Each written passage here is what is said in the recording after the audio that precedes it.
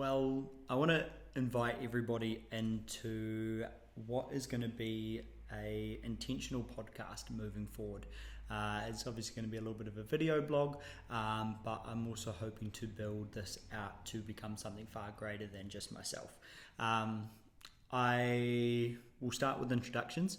My name is Jake. I live in Hawke's Bay, New Zealand, and grew up here, have spent many years away, but have managed to come back to this little spot of paradise that is a small town, and within that has led to a lot of the frustrations of the journey that we're going to deep dive into.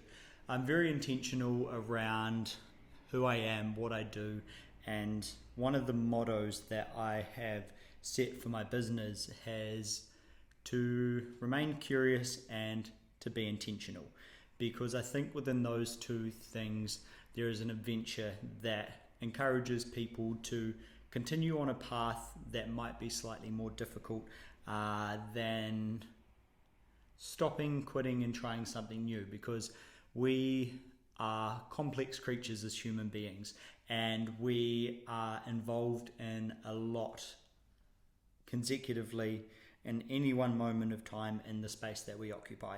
So I wanted to come and bring something that was slightly longer than reels. I wanted to bring something that was more intentional to diving into ideas and concepts that I've explored over the last few years during the journey, the process, and the discovery that I've been on, as that has led me to being at this point.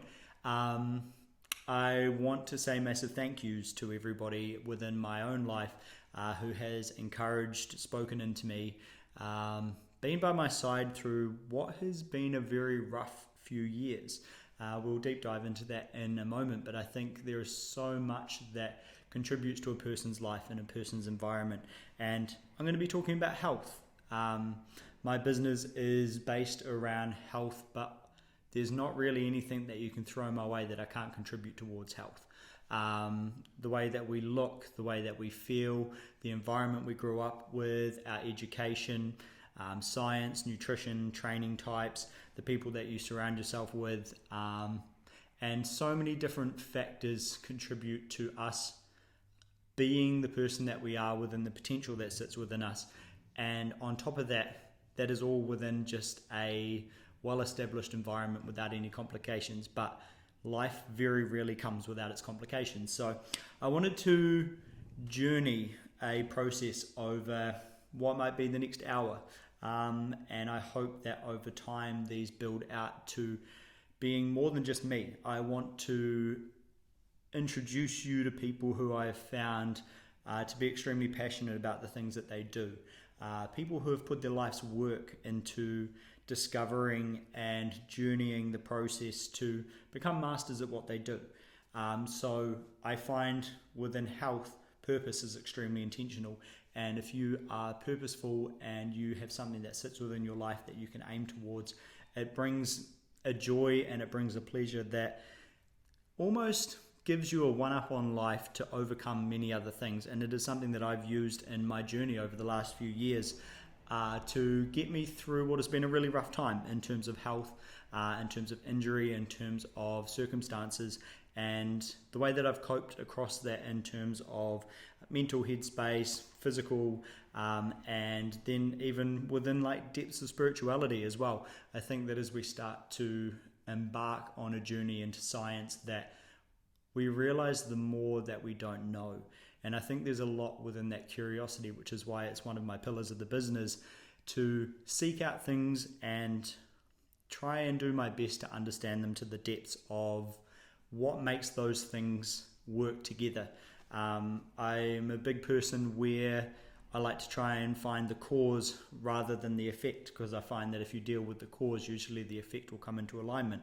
And that's huge for me, because I feel like within that you can encourage individuals to be who they are and to be themselves and walk out a process and be okay whether it's a 5-minute thing or if it's a 10-year thing, because our lives come with so much and we all are unique, but at the same time there's a lot of other human beings. So how do you encourage, how do you work together, how do you build community, how do you be intentional versus driven, how do you find that balance, and what does that lead to? So welcome to Bryant Consulting. That is the outworking of my life. It is a journey that started with health and has led to become so much more. I got into health from a very young age unintentionally. I used to do martial arts from the age of 9. I did that through till I was 17, and it was an outworking for me because the environment that I grew up in was raised with a solo mum, and I was lucky I still had my dad in the picture, which was a really beautiful thing. But being in an environment without a father present consistently adds so many effects to your approach on life, whether you realize it or not. And a huge part of what I want to be doing as I talk about Bryant Consulting is deep diving into subject areas that a lot of people don't go, and how does that affect you? How does it frame the reality of your life moving forward, and what does that look like?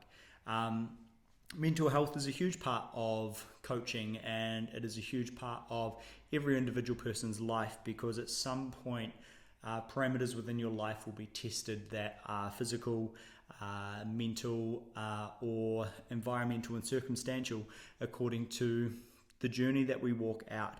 And are we okay with doing that? How do you overcome that overweight bearing feeling sometimes of, was that the right decision, and everything that's involved in it? So I started martial arts as a really, really good outlet to try and push boundaries healthily.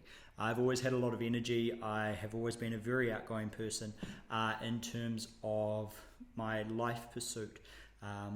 I take pride in that. I think it's an extremely beautiful thing. So I started in martial arts and learned how to wrestle, learned how to fight, learned how to interpret movement in a way where I could use momentum to get what I wanted, and use rotation and force power and production, and never once questioned it. It was a beautiful thing, and it genuinely set a foundation in my life that I'm so grateful for, because it let me be extremely strong, agile, fast, mobile, slightly cheeky. You get a little bit of confidence that comes in with the nature when you walk in that arena. But you also then have to overcome, what sort of man do I want to be? How do I want to present? Do I want to be a cocky person, or do I want to be someone that can be relied on and seen as strong and reliable? And growing up in my environment, I was a part of a youth group, and that led to me being around many different people who came from different lifestyles, and it was a perspective opener. Being an only child, I had the luxury that I was really good at observing, and I've always had curiosity as a part of my nature. I like to ask questions. I like to try and understand. And I think anyone that knows me knows that that's the case. It's what led me to being me. Started on the journey of health. Everything was great. I hit 17.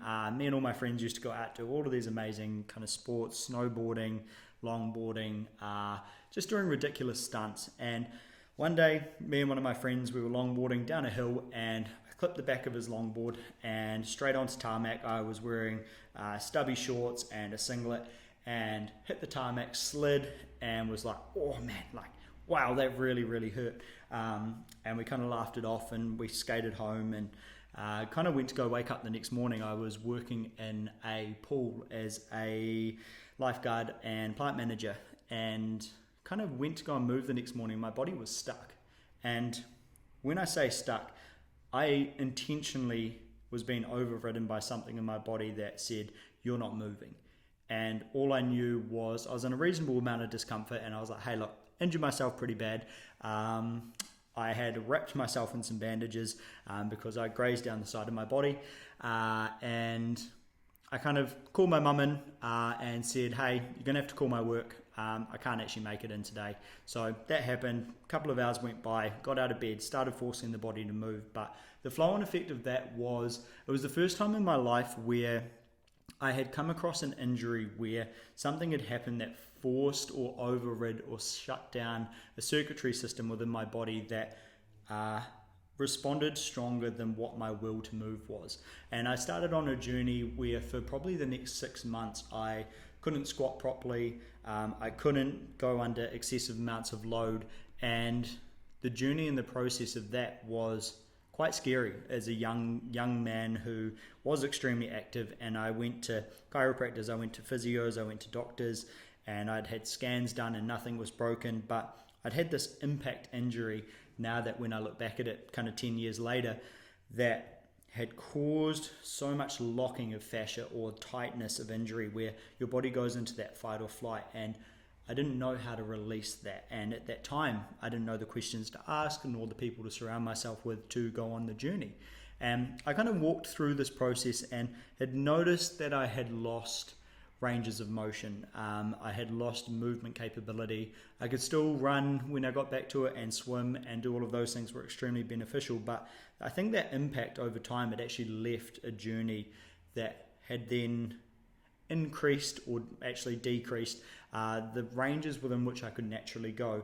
And when you restrict movement, the body is this extremely complex system that reacts in this two-way feedback that the moment I think and I move, the intention's happening, which I grew up in also a tech background, and to make something move that fast simultaneously, embodying everything that goes with it, is some crazy fast processing data.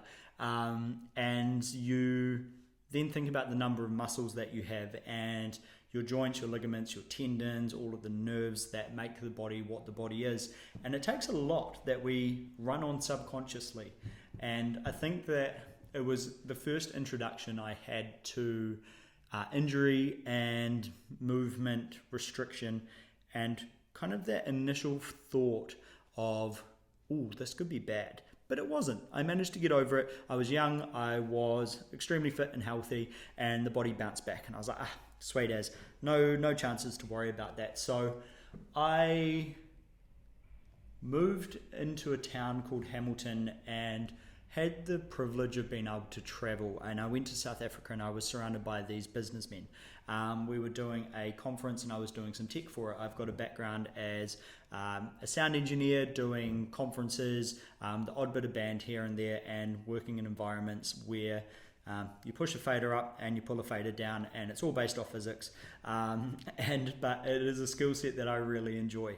I get to travel with it, and I get to be surrounded by amazingly talented people who can create music out of feel. And this is part of life. This is part of enjoyment, and this is also a huge part of health.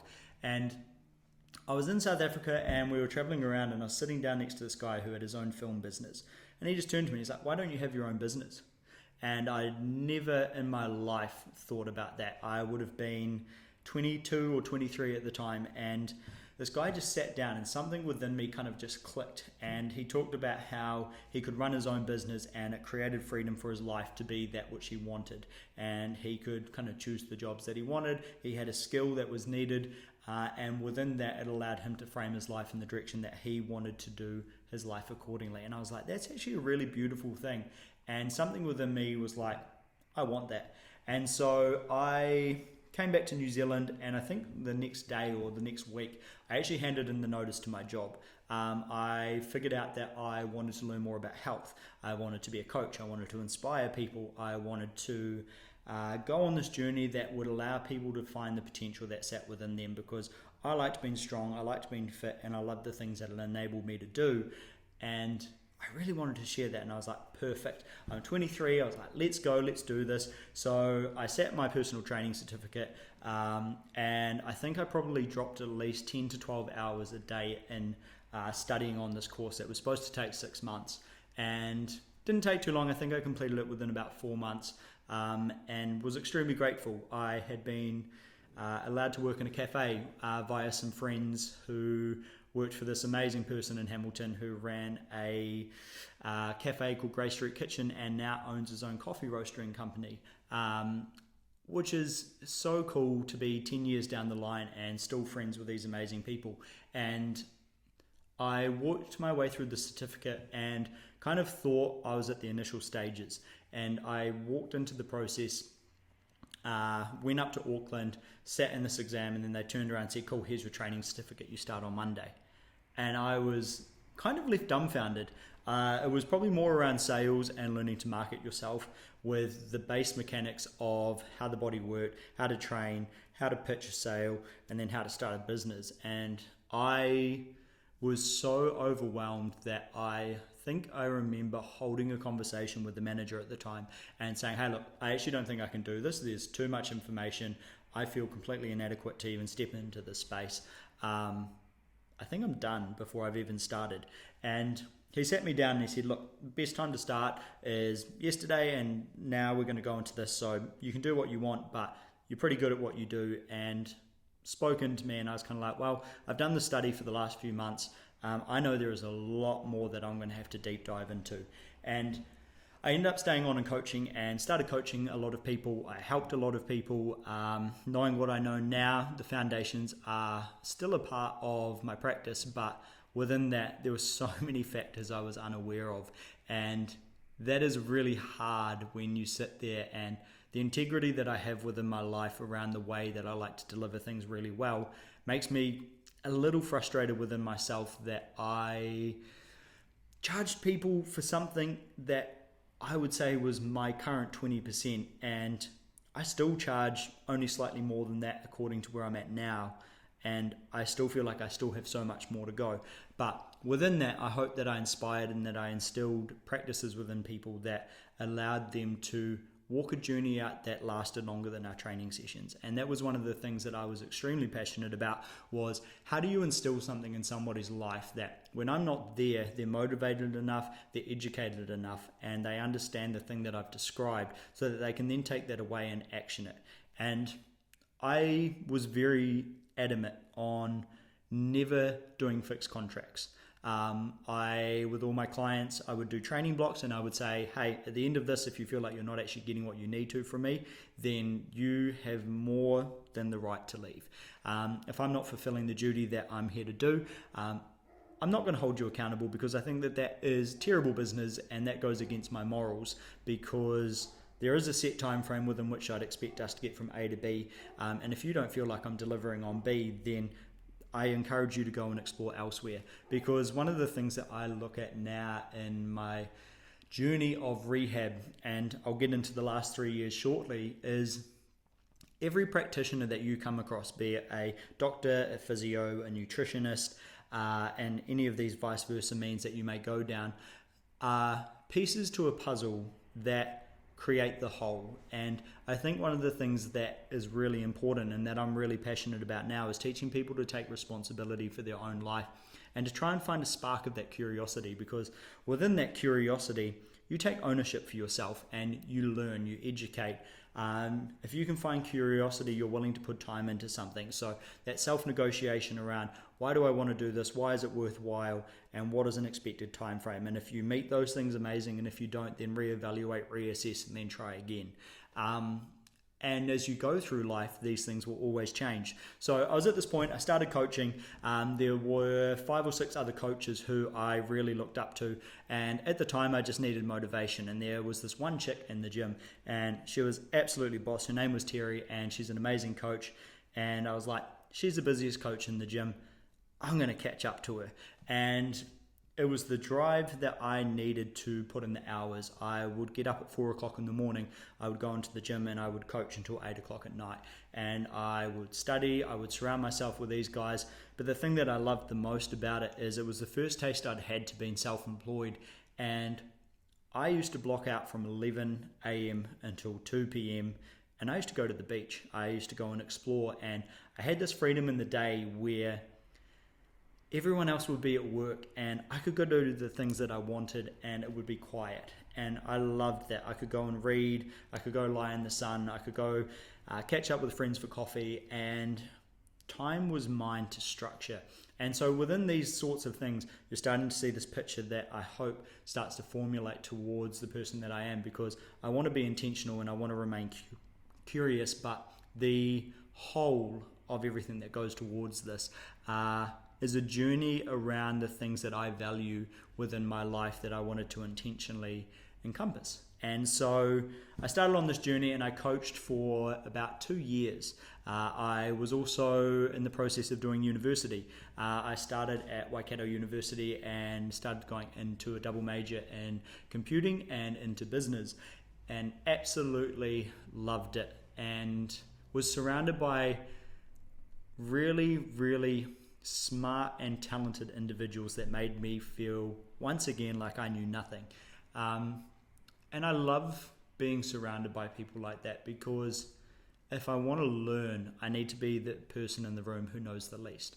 But within that, you go to a university and you're surrounded by people who are willing to work on themselves, who want to do that. And that was also what I loved about the gym space, was people were intentionally trying to work on themselves even when you don't know the whole picture. And I think that that's always going to be one of those things in life where you sit there and nobody ever knows everything. And that is absolutely terrifying, but at the same time it's extremely amazing, because it makes you feel like you're on the same page, and you kind of wrestle with that a little bit, but I find I do.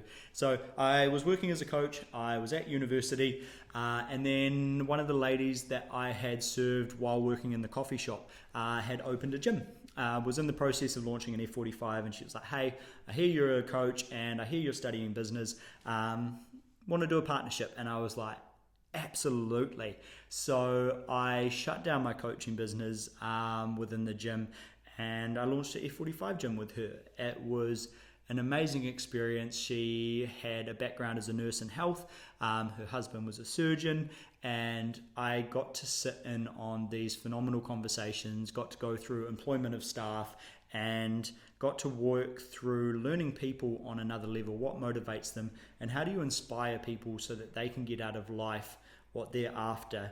And I'll do the rest, because I don't mind hard work. It's one of the things that I love, that I've instilled in myself, is that the more difficult something is the more time I'm probably willing to put into it, because there's going to be something really satisfying at the end, that if I can tell that story, I'm really proud of that. And I think when you're proud of something that you have achieved or accomplished, and you don't let your ego get in the way of that, you actually have a really beautiful story to tell that can inspire people and allow people to embark on a journey within themselves, because you've opened a gateway or a doorway, or painted a picture for them to frame something within their life. And it's so exciting when that's the case.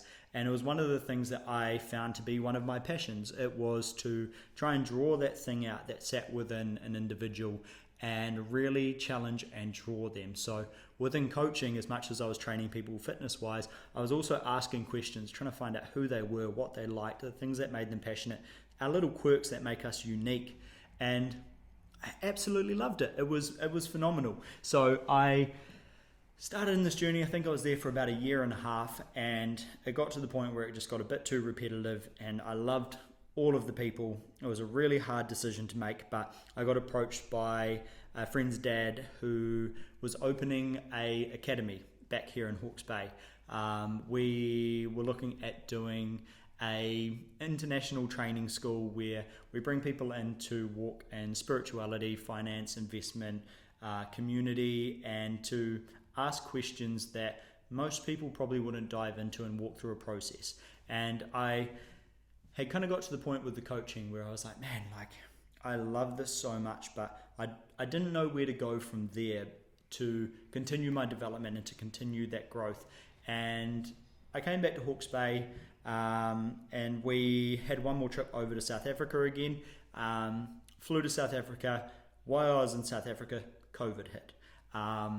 That good old word, 2020. What a time. It was, I think, just after my birthday.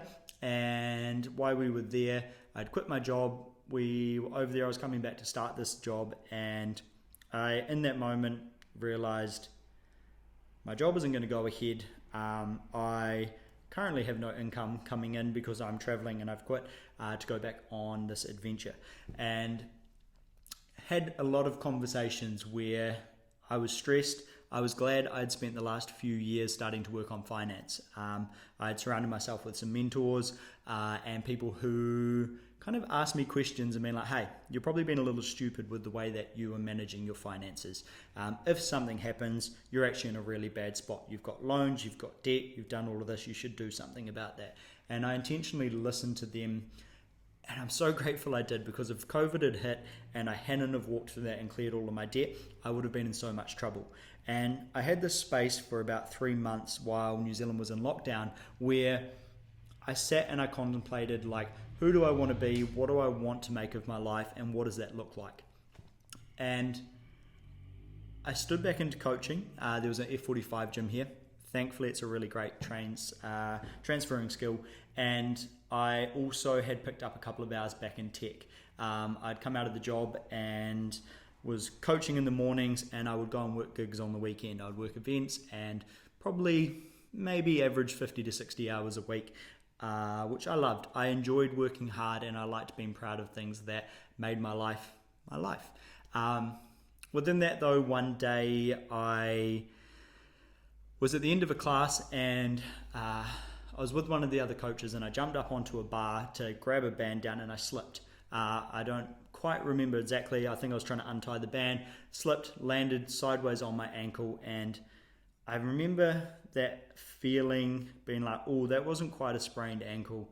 That was something really serious. And I kind of sat there up against the wall, and the coach came over and he's like, bro, what the heck? And I was like, bro, I have no idea, but it's not good. So I drove myself to hospital using my other foot, which was a terrible idea, but we did that and it's in the past, so good times. And went in, because of the inflammation, I got an x-ray. There was a small bone fragment chip, but it wasn't a snapped bone or anything like that. So I was put in a moon boot, discharged, and they're like, hey, look, we think it's just a really bad sprained ankle. So I was probably cruising at that point around maybe a 7 out of 10 in terms of discomfort. And I was like, cool, drove myself home, moon boot and all, and a couple of crutches, iced it, kept it really kind of elevated as best as I could, being an active person. But one of the things for me that I became really aware of is that in my time in martial arts, I got really good at conditioning pain. We used to wrestle, we used to hit, we used to fight, we used to literally get to the point where we would choke each other out, and you would learn to just get back up and walk it off. It was just pain, mind over matter, and in that process, that was something that had never left me. And I walked through this journey for about 2 months trying to rehab this ankle.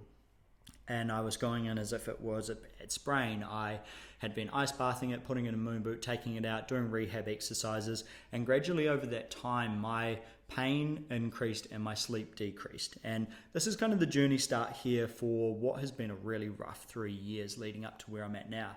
And I walked through a process talking with doctors, walking in with physios. And the first physio I ever went and saw was someone who had coached a international sports team for skiing, and he took one look at it and was like, hey mate, really sorry to tell you this, but this is going to have to be a surgery. I've worked in this environment for the last 10 years. Really sorry, but we'll walk through this process. By the way, this is actually my last week here. I'm about to go back off with the ski season, but all the best with the journey. And I was like, cool, sweet as. Did all of that, went into rehab, found another physio, and walked in and just never got the same approach again. And it was this really interesting progress, and it's nothing against any other practitioners, but it was an initiation to how I think I felt that initial time I went into coaching, that I was so overwhelmed at how much I didn't know, but at some point, if you don't have the curiosity to keep going, you get caught in the mundane routine. And one of the things that I prioritize within my weekly schedule is I put aside probably anything from 4 to 8 hours a week to work on education. It might be reading books, it might be reading kind of things that come out of Harvard University, latest technology, updates, finance, headspace. I like to make sure I'm constantly educating myself, because if I'm not doing that, there is going to be a point where I get caught out by something I don't know. And one of my favorite quotes actually comes from a book I read by a guy called Brian Johnson. And he said, when we don't know what is at issue, we treat ignorance as a threat. And man, did I fall into that. I was angry, I was frustrated, I was in pain, I wasn't sleeping, I was losing muscle mass, I couldn't train. All of the things that I loved, I lost. And I tried to be really stubborn, and I tried to keep coaching, and it just got to the point where I couldn't walk across a floor let alone handle load down my leg. And I went through a 6-month process before I got back to the doctors and said, man, like, I don't know what this is ridiculous, but I really, really need something to be done about this because one, I'm not healing, two, something else is terribly wrong. I know it's not broken because structurally correctish, there's just something that we've missed. And I went in and I got referred to an ankle specialist and got sent off for x-rays, and they found that I had torn several ligaments and tendons, and out of that I had a few grade 2 tears, which is explaining enough to the discomfort and why I couldn't get stability. And usually when you do an injury, you will do one side, and somehow during my process I'd done internal and also external. So I walked through this process with him, and he basically said, hey, look, I'm not going to operate, but the time frame, it could take anything up to 6 months to a year. I'm going to put you off to a sports specialist. And I got referred, and I was kind of relieved but kind of dark. I had mixed emotions around the time. At this point, my headspace was terrible. I'd done 6 months in pain. For those people that were around me and in my life, I am so grateful for friends that I'd had for longer than 2 years, because they kind of had to put up with me in this really difficult, frustrating headspace where every single part of what my character had been defined around, I could no longer do. I felt like I wasn't fun to be around. I was grumpy, I was tired. I used to drive out to the beach in the morning and dive into the ocean to try and calm my nerves and calm the pain, and then go and work an event and work in tech. And rinse and repeat. And I got to the point where I've been put on high pain meds.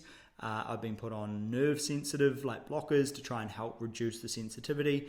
And I just couldn't work. I couldn't function. And I was so... The word is probably felt abandoned, essentially, because nobody was taking on the seriousness of the injury that I was facing to the level. I wanted to get back to running. I wanted to get back to walking comfortably for more than 2 kilometers. And for me, it's such a reasonable experience to be able to be like, hey, I'm off for a walk. I'm going to go, and I shouldn't even have to think about it. So I walked through this process and got referred to the specialist. They did I believe it was called a cortisol shot, which reduces the inflammation. And within that, I went back, the inflammation had gone down, and my pain had skyrocketed. Like, I was probably up at about a 9.5. Every step, I was getting nerve referral up my hip. My leg was starting to give way on me. I couldn't balance. I couldn't weight bear properly. But because, for some reason, that process, there really wasn't any testing done or nerve sensitivity or any sort of parameter checks that I would have walked through to be like, is this person capable? Are they at the point where this needs to happen for them to do this sort of lifestyle? And I walked in, because that had gone down, I got signed off the books and case closed. And I was no better off. This was probably about 9 months to 10 months in at this point. And the truth is, at this point, to get to sleep, I was probably having a glass, maybe 2 or 3 shots of whiskey at the night to calm down my nerve pain to the point where my mind wasn't aware of it, and I could fall asleep for maybe an hour to 2 hours. I was sleeping on the floor because the bed was too soft and it was putting pain down that when I relaxed in sleep, it would trigger the nerve and it would wake me up. And I was in this really massive space because I was wrestling with trying to maintain my job, maintain my friendships, try and pursue a career, save money, work towards this life ambition. And within all of this, amongst that, I got a call from my stepmom, and my dad had passed away. And all of a sudden, I was left with this process of being in this really mentally tough time, and it was just so difficult. And all of a sudden now I had this reality that, man, actually the problem that I've got isn't that big. I literally just lost my dad. And I was torn between this environment of being like, have I been really selfish and been so involved within myself that I've missed out on moments? And in that kind of process, I turned around and said, hey, look, whatever it is, I'm going to try and do my best to show up now moving forward. I'm not going to hide away. I had kind of gone quite quiet on my friends, and I would go home, I would sleep, I would get up, do my ocean swim, and I would go to work, come home, rinse and repeat. I'd stopped taking the pain meds because I started to lose my mental clarity, and I worked in events. And for anyone who's worked in events and in tech, it's a very fast-paced, moving environment. You would quite often work anything from 16 to 20 hours on an event. You would go in, you would rig, you would set things up, you would do calculations. I was in an old school theatre, so we had a fly rail and we would have to do counterweight systems. And I didn't want to make mistakes within that because it could cost people lives. It was a process where I took it very seriously, and because of my professionalism, I like to deliver things really well. So fast forward, walking through that process, we led up to my dad's funeral, and I was so blessed because one of my best friends turned around and said, "Hey mate, I know that you're going to be coming up these ways. How about you come up a day earlier? We'll do a bonfire, share some drinks, you can practice your speech." And a couple of my other friends came, and it's genuinely one of my favorite memories because in that moment, I learned the beauty of having good friends that would be present, even in really hard times. And it was something that instilled within me so strongly that no matter what anyone goes through, I will show up and I won't back away. Because in that moment, I had this really strong connection with people who I'd met in my life journey where I knew that I was going to be friends with them for life. And I was so grateful, and I have this beautiful photo that I love to look back at. And it's just a really nice, warm moment in a really hard time.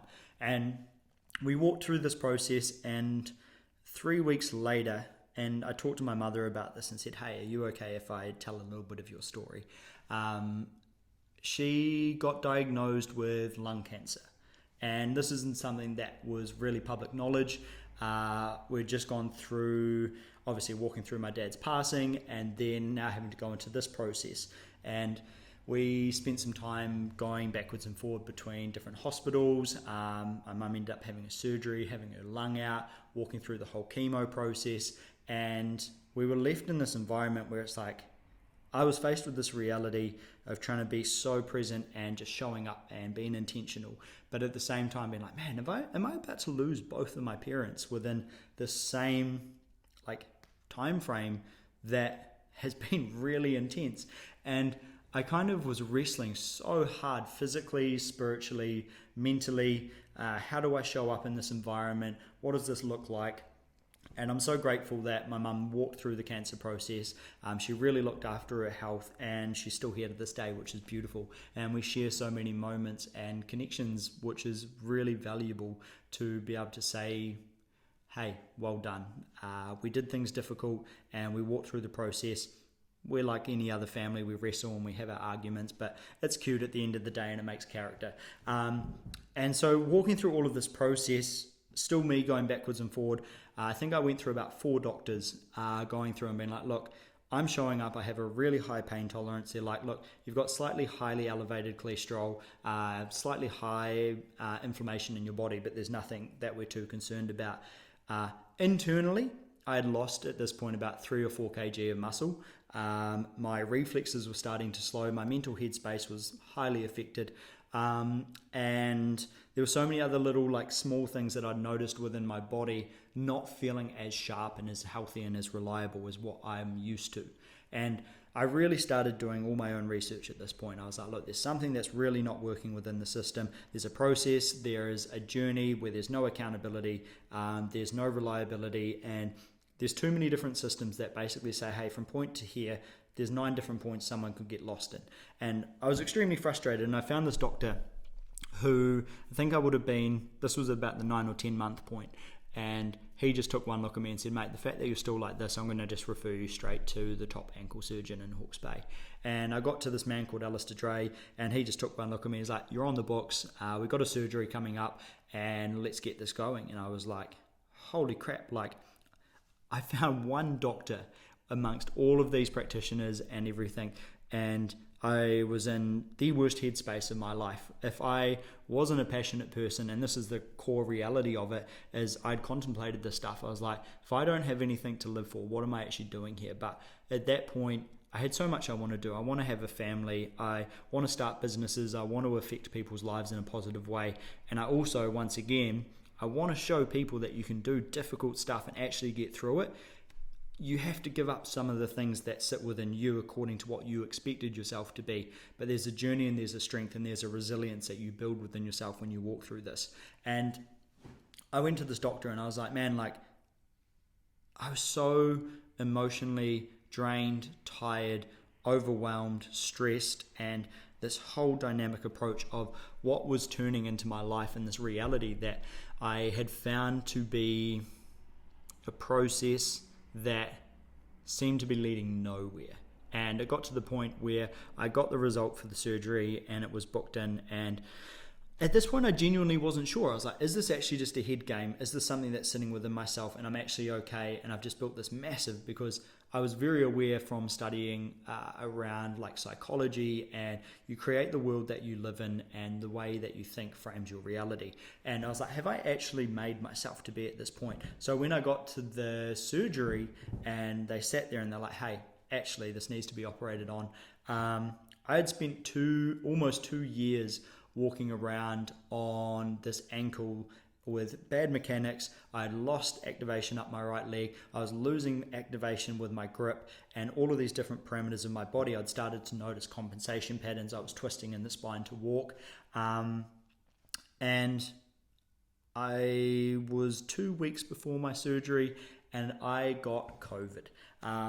I had to cancel the surgery. Once again, I didn't know whether to be relieved. I was like, is this a sign that I'm not meant to have the surgery? I'm not too sure. But I walked through this like absolute frustration and like kind of anguish and despair. And I had to remove all of my leave and rebook all of these things. So we walked through the process. I ended up getting the surgery, and I came out of the surgery and I remember sitting there and being like, I'm not in anything near as much pain as I was. And instantly I didn't have to take any pain meds. I had a dual ankle reconstruction where they cut the inside and the outside. I had a lateral tear up one of my tendons. He had stitched together a couple of the ligaments on the outside and taken out a little bit of bone. And I was like, woke up, my head was clear, my body wasn't in pain, and I was like, oh, thank God for this. Like, I can actually think. And I remember walking out of there and not taking any pain meds with me. I think I had a couple of codeine and a bunch of anti-inflammatories, and I was just so grateful. I was like, this is amazing. I was like, let's go. So I walked through the process, I tracked it all, loved the journey, and I was raring to go again. And I'd stopped coaching at this point because I found I couldn't really coach people without the mindset that they were as broken as me, which was a really interesting perspective. And I think I ended up stepping out of coaching for about a year, probably a year to a year and a half, because I didn't want to try and put people in the same box that I was in when I was in the state that I was in. And I had to make this really intentional decision because I wouldn't push my clients to their max, or I found that I was slightly holding back out of my own reserve because my body was reacting in the thing that I was making them do, because I had the pain and the restriction that was functioning from the 2 years of bad mobility, the ankle surgery, and all of these things. So I walked through this really interesting process, and I was really grateful because one of my friends who I'd met maybe 5 or 6 years before had also turned into a health coach, and he was phenomenal. He introduced and he owns a business and he runs a thing called Body Reset, and his name's Ollie Wood. Super grateful, and we chat all the time, and I'm super grateful because he started talking about blood work. And when we started to get into blood work, he talked about how it tells a story. And I've always been a science person. I love science. I love being able to understand like how the molecular structure of atoms work together to make these different compounds, and how does that work within your body, and how is it that certain things at different masses react in different ways, and what does that look like. And I started in this process, and it sparked something within me that he kind of sat there. I had some bloods done and he assessed them, and I was like, there is a lot of information that I am once again completely unaware of. And it made me get a lot of books and start to read into genetics on a whole new level, with an interpretation of what is my body saying about me, because I've gone through this process where a whole bunch of people have been doing all of this guesswork, but actually with the blood work, I actually had solid data that was accurate for my body to sit there. And I got to see some really amazing results through the journey of starting to read my blood work. And I started tracking that back in think this would have been maybe 2021. I started working through the blood work stage with him, and went backwards and forward, and we had some conversation. I was like, cool, I'm going to start researching this because I think in the next few years this is going to be really vital for me seeing how I'm managing my stress, where's my body's protein levels at, what is the stress affecting, where's my cortisol, where's my cholesterol, and where is my kind of blood sugar levels at across all of these different hormones and the response of the body. And it was like, there's another whole area of health that I get to journey on. And so it's a massive thank you once again to friends that you come across in journey and process who pursue things that they're passionate about. And this is what I'm going back to about the health thing, is that when you've got a purpose and a drive, you can share that with people and you will change their lives. And that makes me really excited. So I kind of sat there, walked through all of this process, and I had found about maybe 6 or 7 people around the world that I'd really felt motivated from. When I first got into the health scene, I got invited up to a seminar in Auckland with some of the other coaches to a dude called Brett Contreras. I think that's how you say his last name, I'm not too sure, but he is known as the international glute guy. I absolutely love strong hips, and from a professional standpoint, the things that you force production, rotation, movement, all of these sorts of things, everything he talked about from a bones, joints and muscle load really sparked me on this journey towards the career that I'm currently in now. Learning how to create internal force, learning how to position the body in certain ways, understanding the slight different makeups of people's hip insertions for femur, like length, insert depth versus all of those, and just the slight variances between like the male hip structure and the female hip structure, and how that then affects movement and what range of motion is. And I absolutely love it. So he was one of the people that I'd come across, and I really dove into his work. I brought a book that was literally about yay thick and just worked through systematically to try and incorporate that within my training again as the second time I walked through it. And I came across a man named Andrew Huberman, who, if you haven't heard of, I highly recommend it. He does podcasts called Huberman Lab.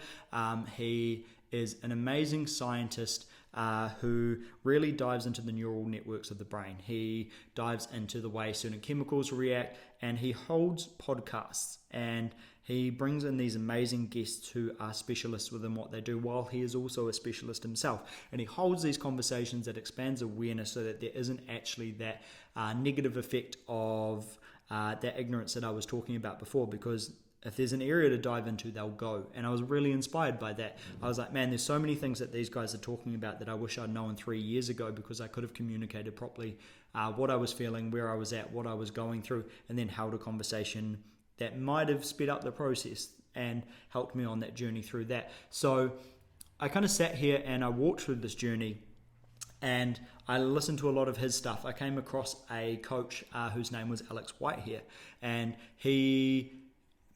I've never seen someone move so beautifully while being so strong. He would work through ranges of motion, holding on to structural tension and create force production and just test, react, and all of these different training types, which is like your strength and conditioning, your reflexology, and so many other areas that we could do whole sessions on quite easily.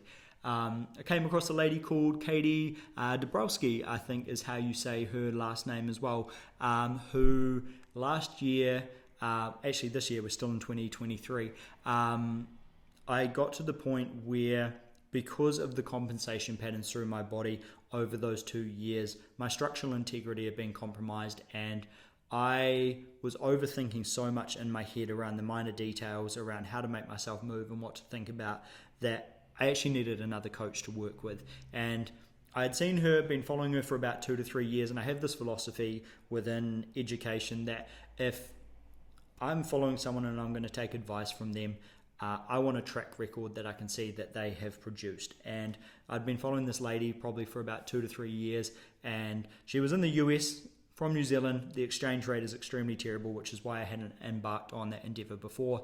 And I think it was roughly around 300 to 400 New Zealand dollars a session for the initial consult. And then from there, it was training plans, which at this point in time, I had worked my way up in business. I'd started working for another business as well, doing some tech and some administration.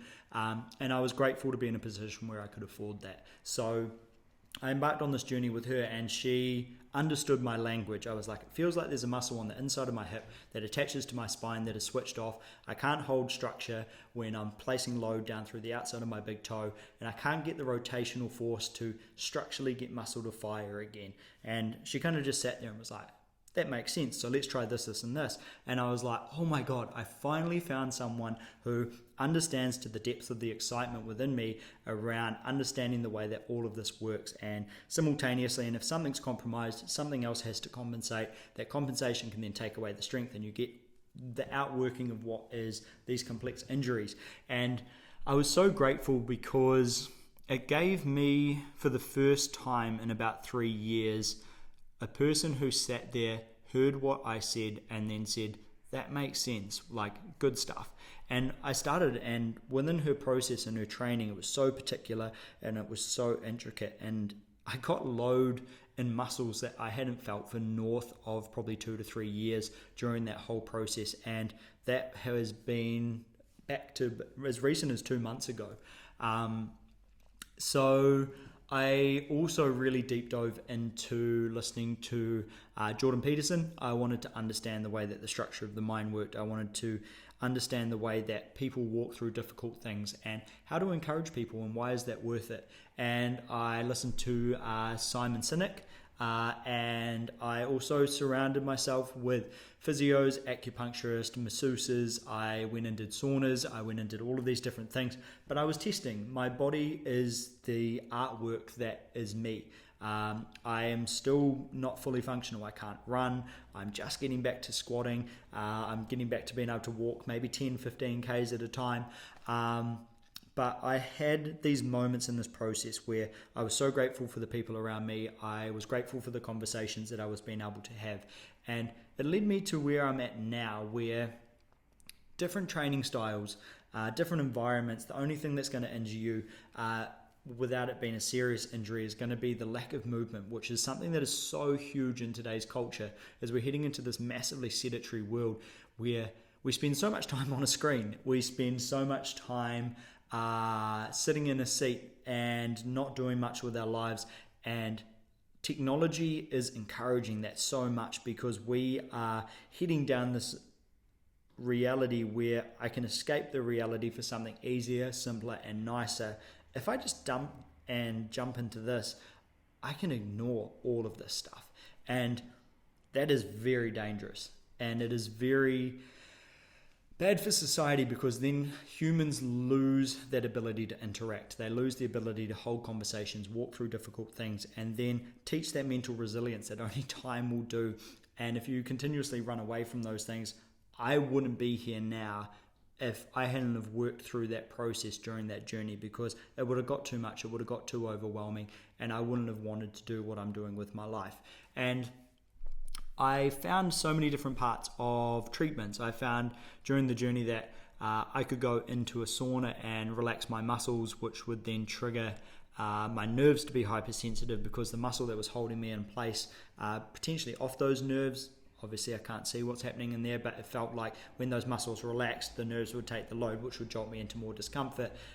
Ice baths would calm down my nervous system. It extremely helped with inflammation, and it made me feel a little bit alive again, which a lot of people call me a psycho for. Maybe potentially true, but hey, I'm still here, and I seem to enjoy my life, so I'm grateful to be that if that's what people want to label me. And I went through acupuncture. I looked into Chinese medicine. I looked into all of these different health practices that weren't based off pharmaceuticals.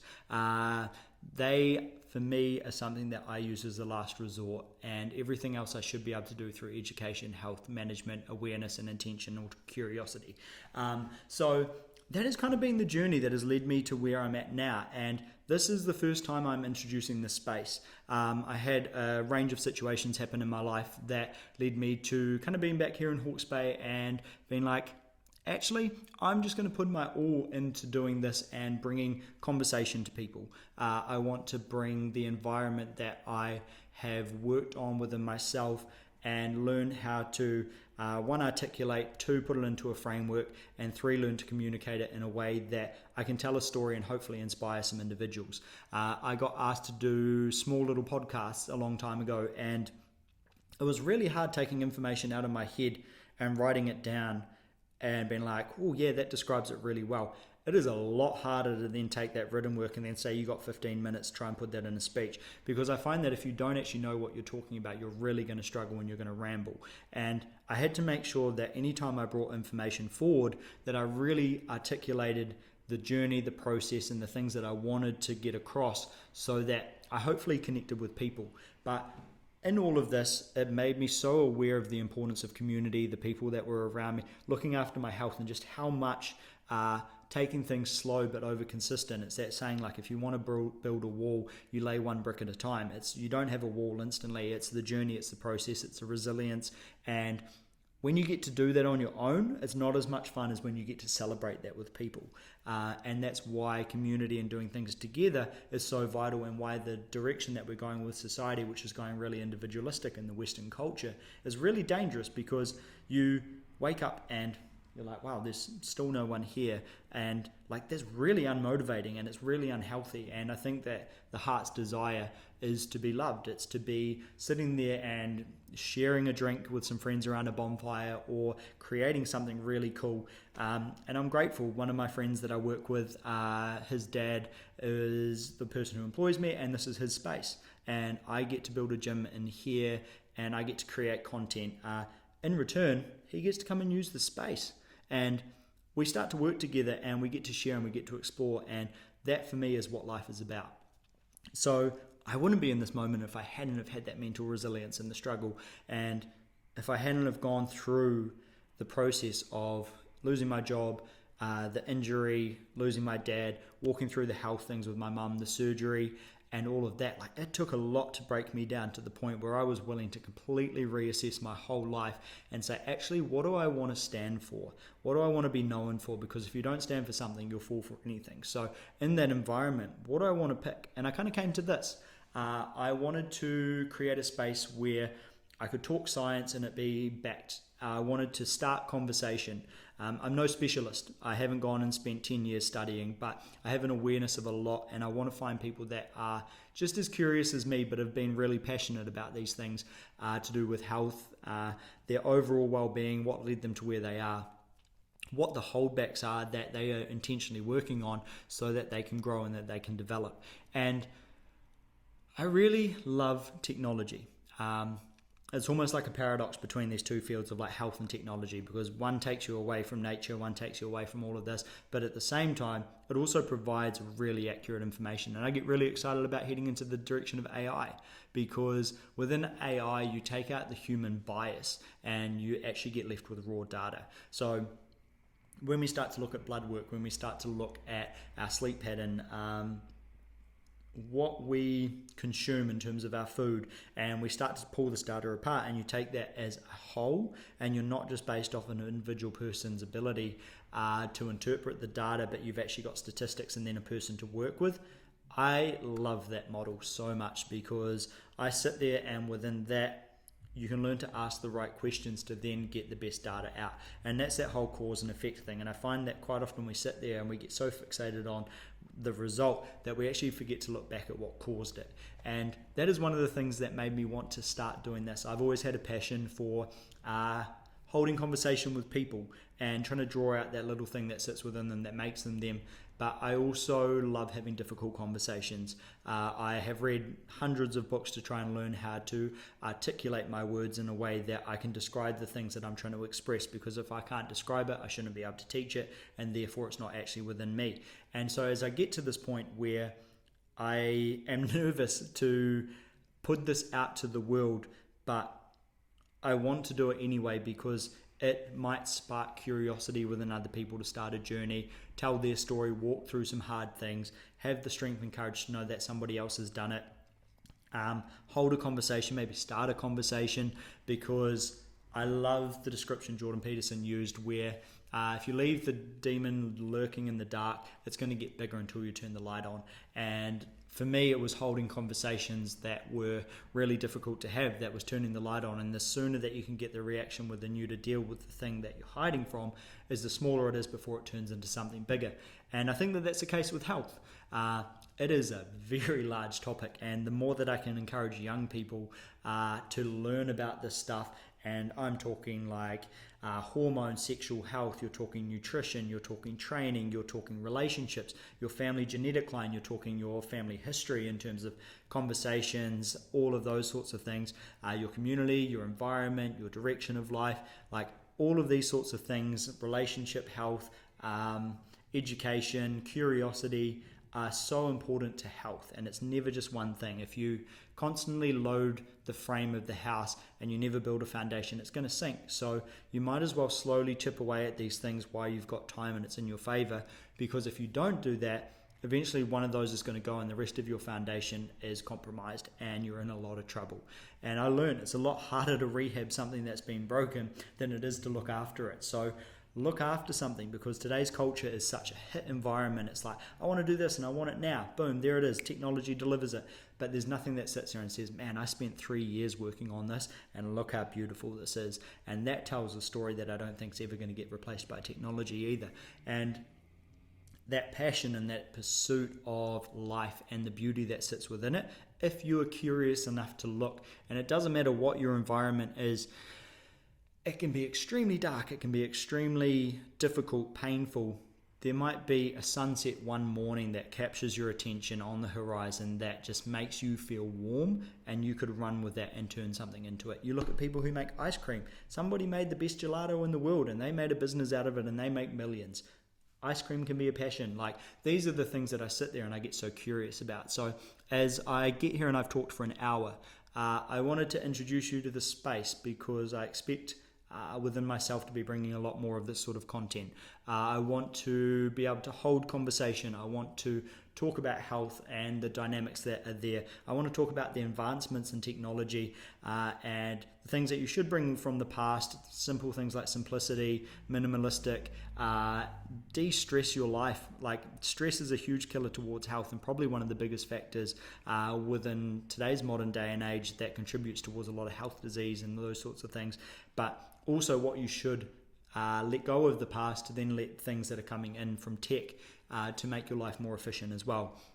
Because if we still used old plows with animals to farm, we would not be able to produce as much food. It's far more efficient to do this. It allows us to have more time to then do this. And if you're intentional and you don't shy away from the problem, then there's an opportunity that you can step into. So I want to come and say thank you that if you've made it to the end of this, I appreciate your time. I hope that if there's anything that I have brought up that has been informationally incorrect, that you can leave it in the comments, or that you can touch base with me, because I will go away and I will research it, because I am that curious person who doesn't want to deliver false information. I want to make sure that I do my best to bring this, but I will never be perfect. And that is the beauty that comes with life, is that we constantly show up without being in that perfection state, but we thrive to be the closest that we can towards it. And within my piece that I carry, if you do the same for you and we stand side by side, we're a lot stronger together.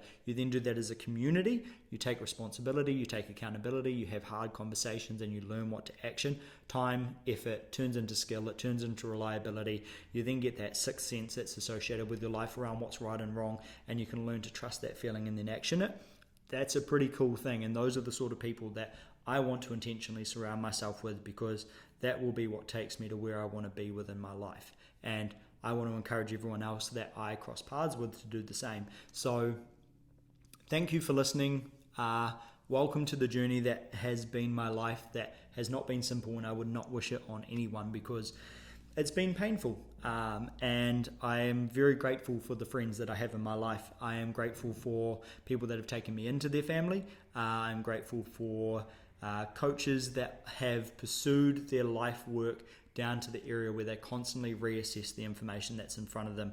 And I'm also really grateful for people that I've come across that I have wrestled with, because it's made me really look internal to figure out within me what I can't communicate and then go and find it. And I love science. Like, I genuinely sit there and think it is so fascinating that you can structure atoms together to create all of these different frameworks of things that create technology. So I can record this, a camera, watches, clothing, nutrition, floor matting, and all of these sorts of things. Science is phenomenal, and it makes up everything that's around us. And I am so pro that, but I'm also very pro individuality and feeling things out and being passionate and being intentional, because there's a weird thing within that. It's some sort of quantum physics, I'm sure, where mind over matter, you go to different levels, things react differently, who knows. But I just want to say a massive thank you. So as these start to come out and we journey this together, have a great day.